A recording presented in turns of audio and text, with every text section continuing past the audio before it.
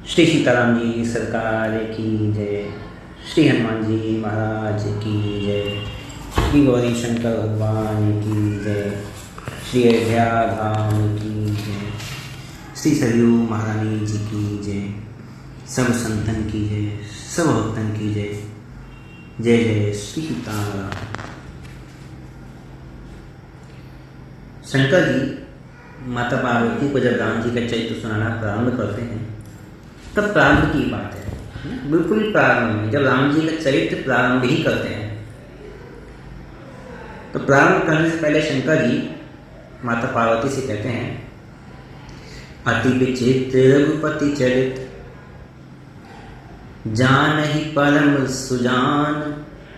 राम जी का चरित्र है कैसा है? अति विचित्र, अति विचित्र रघुपति चरित्र। राम जी का चरित्र बहुत विचित्र है। जान ही परम सुजान, सुजान कहते हैं ज्ञानी जन, परम अर्थात जो पहुंचे हुए हैं। ऐसे जो पहुंचे हुए ज्ञानी जन हैं वो ही इस चरित्र को जानते हैं। कहा जाता है ना, श्रोता बक्ता ज्ञान निधि कथा राम के गूढ़। राम जी की कथा बहुत गूढ़ है, इसलिए उसको जो सुनने वाले हैं श्रोता बक्ता ज्ञान निधि, दोनों ही ज्ञान में पारंगत होते हैं। तो अति विचित्र रघुपति चरित्र जान ही परम सुजान। जे मति मंद विमोह बस हृदय धर ही कछुआन। जो मंदबुद्धि हैं वो कुछ सोचते नहीं हैं और मन में कुछ और ही कोई दूसरी ही बात समझ जाते हैं, कोई दूसरी बात समझ बैठते हैं। यहाँ पे ये दोहा कहने का मेरा सार क्या था वो आप लोग अभी समझ जाएंगे। एक दिन श्री हनुमान जी महाराज राम जी की सेवा में पहुंचे तो ऐसी ही बातें चल रही थी।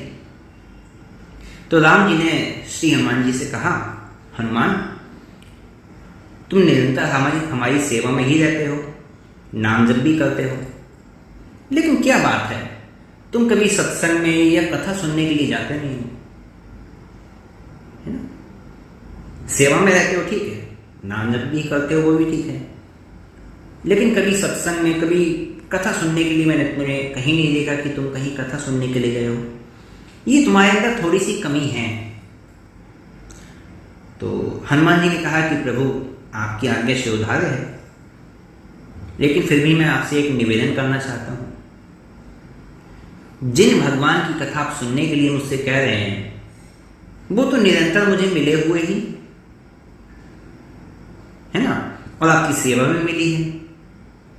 और बात रही आपकी कथा की, तो जो आपका प्रत्यक्ष अवतार है उस अवतार की जो लीलाएं हैं, जो चरित्र हैं, वो प्रायः सभी मैंने देखे हैं। तो इसलिए मैं सोचता हूं कि कथा सुनने से क्या लाभ है, कथा सुनने के लिए क्यों जाऊं, सब कुछ मेरे समक्ष ही तो हुआ है। तो राम जी बोलते हैं कि ये सब ठीक है, लेकिन फिर भी कथा तो तुम्हें श्रवण करनी ही चाहिए। तो हनुमान जी ने पूछा कि आप ही कृपा पूर्वक बताएं कि मैं किसके पास जाके कथा श्रवण करूं। तो वही जब गरुड़ जी ने शंकर जी से कहा था, तो शंकर जी ने जहां भेजा है वहीं हनुमान जी महाराज को राम जी ने भी भेज दिया। राम जी बोले, नीलगिरी पर्वत पर श्री कागभूषुंडी जी हैं, वो नित्य कथा कहते हैं और वहां बड़े उच्च कोटि के महात्मा भी आते हैं, और उनके अतिरिक्त शंकर जी, देवी देवता, संपूर्ण तीर्थ सभी उनके पास जाके सत्संग करते हैं, कथा सुनते हैं। आप उन्हीं के पास जाओ, उन्हीं के पास जाके आप कथा सुना करो। हनुमान जी ने बटुक ब्राह्मण को धारण किया और नीलगिरी पर्वत पर वही कथा चल रही थी, कथा के मध्य में ही जाके वहां बैठ गए। तो हनुमान जी जब वहां बैठे तो श्री कागभूषुंडी जी वहां पे हनुमान जी की ही कथा कह रहे थे। कागभूषुंडी जी ने कहा कि जब जामवंत जी ने हनुमान जी को अपनी शक्ति का स्मरण दिलाया और उस समय हनुमान जी ने बहुत ही विराट स्वरूप धारण किया और हनुमान जी ने इतना विराट स्वरूप धारण किया, इतना विराट स्वरूप हनुमान जी ने धारण किया कि एक पैर तो हनुमान जी का श्री महेंद्रगिरी पर्वत पर, भारत के दक्षिणी समुद्र तट पर एक पैर, और हनुमान जी ने दूसरा पैर सीधा लंका के सुवेल पर्वत पर रखा, और एक ही पैर, एक ही डग चलने में पूरा समुद्र हनुमान जी लांघ गए। हम सब ने तो ये कथा नहीं सुनी, आपने मैंने नहीं सुनी। हम सब ने क्या सुना है? हनुमान जी ने बहुत ही विराट स्वरूप धारण किया, उसके बाद हनुमान जी वहां से उड़ चले। जब उड़े हैं तो मार्ग में सोसा ने मार्ग रोका, है ना।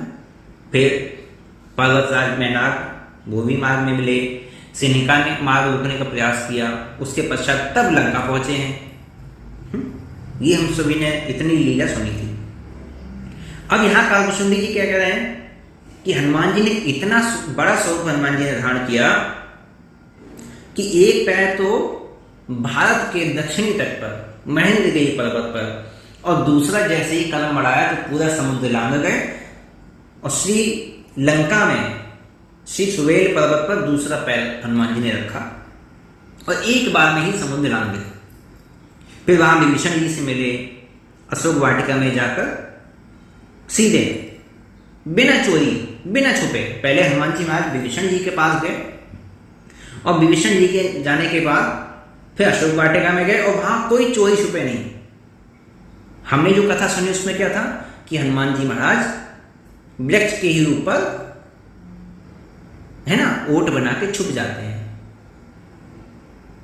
लेकिन काकभूषुंडी जी क्या कह रहे हैं कि अशोक वाटिका में गए बिना छुपे, सीधे सीधे जाके श्री सीता जी से मिले, और वहां जब उन पर राक्षसों ने प्रहार किया तो उन्होंने जितने राक्षस थे सबको मार दिया। रावण के दरबार में पहुंचे हैं बाद में, तो रावण ने जब राम जी के बारे में बहुत अधिक अपशब्द प्रयोग किए तो वहां राक्षसों ने कहा कि इस वानर की पूंछ में आग लगा दो। तो जैसे ही रावण ने राम जी के लिए अपशब्द प्रयोग किए और हनुमान जी की पूंछ में आग लगाने की बात हुई, तो हनुमान जी ने जोर से हुंकार किया है, जोर से गर्जना की है, और हनुमान जी की गर्जना ऐसी हुई कि हनुमान जी के मुख से बड़ी ही भयानक अग्नि प्रकट हुई, और उस अग्नि ने ही लंका को जला दिया, और हनुमान जी पुनः वापस एक पग रखा, और इस पग में वापस भारत में समुद्र तट पर, इधर समुद्र के इस पार आ गए। अब हनुमान जी महाराज वहीं बैठे हुए कथा सुन रहे थे। अब ये सुनते ही हनुमान जी ने सोचा कि ये काकभूषुंडी जी कैसी कथा सुना रहे हैं, मैंने तो न इस प्रकार समुद्र लांघा, न इस प्रकार से लंका जलाई। लगता है आजकल व्यास लोग कथा में कुछ भी अपने मन से कुछ भी सुनाने लगे हैं, कुछ भी असत्य कथा सुन। भाई किसी, मान लीजिए भाई किसी और की कथा सुनाए तो हो सकता है हम मान लें कि हो सकता है भाई ऐसा हुआ हो, हमने सुना ना हो। अब हनुमान जी महाराज का ही प्रसंग चल रहा है, हनुमान जी महाराज ही वहां बटुक के रूप में बैठे हुए हैं, तो उन्हें पता है कि हम कैसे गए थे कैसे नहीं गए थे।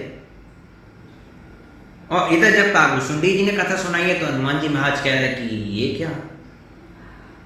क्या हुआ, हम तो कभी ऐसे गए नहीं, हमने तो इस प्रकार से लंका जलाई नहीं। तो कथा जब पूर्ण होगी तो हनुमान जी महाराज वापस राम जी के पास आ गए। तो राम जी ने पूछा कि आज कथा में कौन सा प्रसंग सुनाया गया, सुन के आए हो, कुछ बताओ। तो हनुमान जी का मुख बड़ा उदास हो गया। हनुमान जी ने कहा कि प्रभु, प्रसंग तो समुद्र लांघने का था और लंका दहन की लीला का था, लेकिन उन्होंने तो पता नहीं कथा को बड़ा चढ़ाकर, बहुत ऐसे बड़ा चढ़ाकर कहने लगे।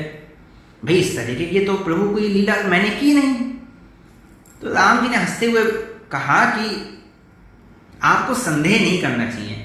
भाई व्यास आसन पर बैठे हैं, वो भी काकभूषुंडी जी, तो वहां पे आपको मनुष्य बुद्धि नहीं रखनी चाहिए।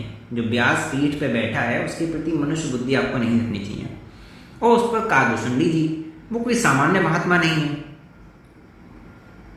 हनुमान जी ने ठीक है, राम जी की हाँ में हाँ मिला दी, हाँ प्रभु ठीक है, आप बात कह रहे हैं तो ठीक ही है। हनुमान जी ने बात तो मान ली और राम जी के चरण दबाने लगे, लेकिन मन में तो संदेह हो गया था। अब वो बार बार वही बात सोच रहे कि विश्वास करें तो कैसे करें, विश्वास करें तो कैसे करें? ठीक है, राम जी ने कह दिया, चलिए बात ठीक है, लेकिन वो लीला तो मेरे ही साथ हुई और ऐसा हुआ नहीं, तो मैं विश्वास करूं तो करूं कैसे? अब वो बार बार यही सोच रहे थे कि विश्वास करें तो कैसे करें। इतने में ही राम जी ने उस समय अपनी उंगली से एक अंगूठी निकाल कर गिरा दी और हनुमान जी से कहा कि मेरी अंगूठी उठा कर दे दीजिए। अब जब हनुमान जी महाराज अंगूठी उठाने के लिए झुके तो अंगूठी आगे खिसक गई, फिर आगे बढ़े तो और आगे। इस तरह अंगूठी पूरे ब्रह्मांड का चक्कर लगाकर अंत में सुमेरु पर्वत की एक कंदरा थी गुफा, उसमें प्रवेश कर गई। अब वहां पर एक बड़ी विशाल गुफा के अंदर चली गई।